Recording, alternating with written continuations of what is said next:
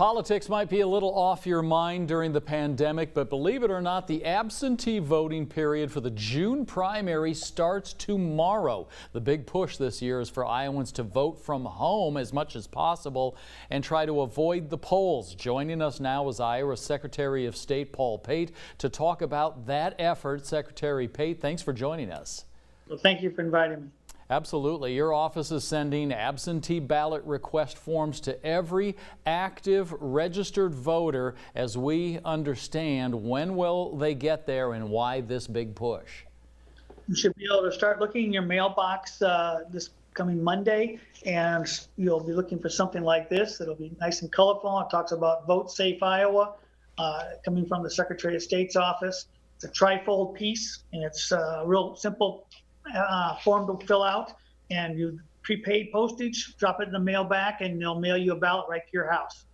Okay, sounds super convenient, great way to get things done. You know, your office is also expanded. We understand the absentee voting period for the June primary, obviously because of coronavirus. What are you planning and hoping to see at the polls come June?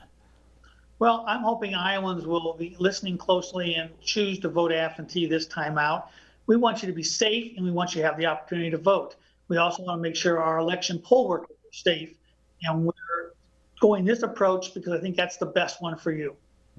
Okay, because obviously the last thing that the state wants to see is any kind of drop off in voter participation. I mean, that's the ultimate goal here, keep people safe and find the easiest way possible for them to vote, right? Most certainly.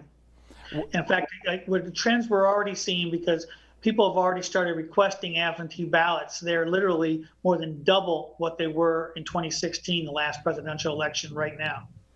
Is it inevitable that there will be some drop off in the total number of votes that are cast in this primary, maybe compared to the last comparable time period? Or is that not something you're even willing to concede at this point?